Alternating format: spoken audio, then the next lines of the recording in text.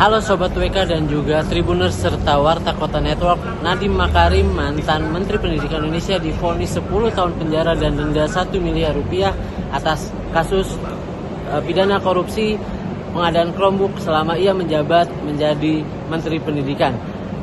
Dalam sidang putusan itu dihadiri oleh sederet selebritas Indonesia yakni Jajang Cenur, Happy Salma, Nadine Alexandra, Kiva Iskak, lalu ada Mira Lesmana, Riri Riza, dan juga masih banyak lagi. Mereka pun terlihat cukup terpukul dan menangis usai mendengar Nadiem divonis selama 10 tahun kurungan penjara. Mereka menganggap Nadiem merasa tidak bersalah atas kasus korupsi pengadaan Chromebook selama ini. Bagi para selebritas ini, bahwa kasus yang dialami oleh Nadiem membuat mata mereka terbuka bahwa Indonesia sedang tidak baik-baik saja. Hal ini juga dirasakan oleh Jajang Cenur yang menganggap bahwa hukum di Indonesia sedang kacau dan merasa Nadiem yang tidak bersalah harus merasakan penderitaan divonis selama 10 tahun penjara. Berbeda halnya dengan Happy Salma yang menganggap bahwa kasus Nadiem membuat ia tidak mau dan juga takut terlibat untuk masuk ke dalam birokrat atau pemerintahan Indonesia. Berikut keterangan dari Jajang Cenur, Mira Lesmana, Riri Riza, hingga Happy Salma. Kekecewaannya seperti apa? Mungkin perjuangan selama 10 tahun ini bisa sampai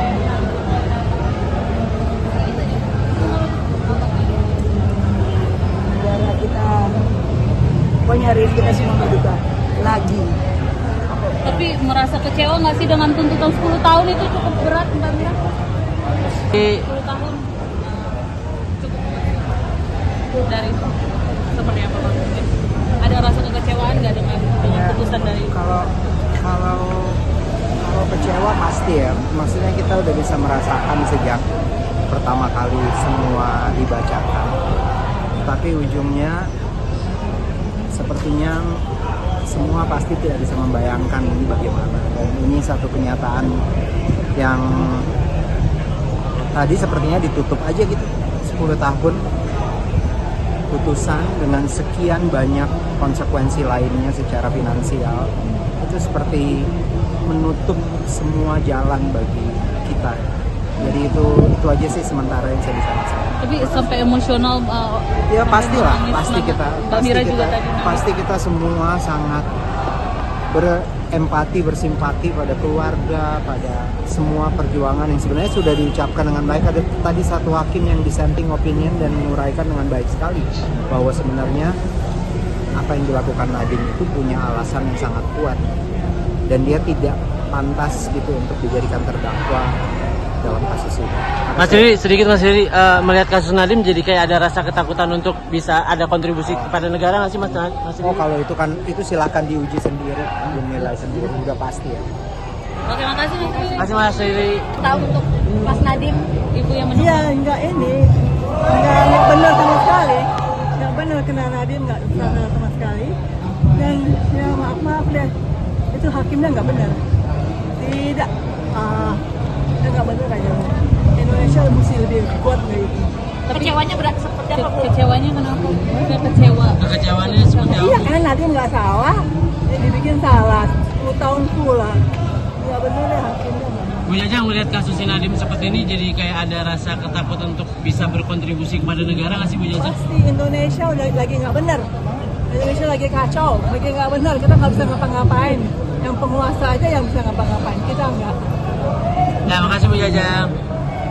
Pak Happy, gimana tadi setelah melihat langsung proses persidangan dari Mas Nadiem yang divonis 10 tahun penjara dan denda 1 miliar kalau nggak salah ya? Iya, dan akan ditambah 5 tahun lagi kalau dia tidak bisa membayar denda. Tentu sedih ya, tentu kecewa. Jadi Nadiem dan Vanka itu kan seperti saudara bagi saya, dia sahabat saya. Anak-anaknya seperti anak-anak saya juga begitu. Jadi dari awal tentu ketika mereka mendapatkan cobaan ini, saya sebagai kawan hanya bisa mendoakan, mendukung, hadir, memberikan kekuatan secara spirit lah gitu. Dan saya bangga bagaimanapun selama hampir 1 tahun di dalam tuduhan-tuduhan yang diberikan, Nadiem tetap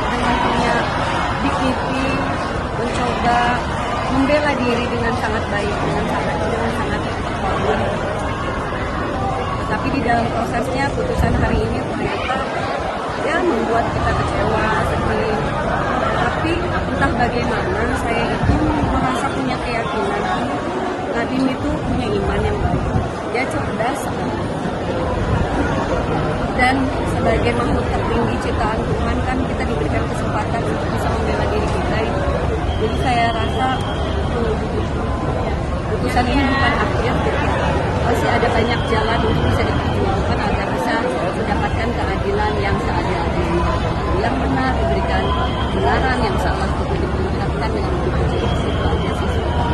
Dan hari ini saya melihat bagaimana solidaritas batin banyak orang begitu kuat ya, dan melihat bukan hanya soal kasusnya, soal tentang bagaimana harapan kita melihat keadilan di tanah air.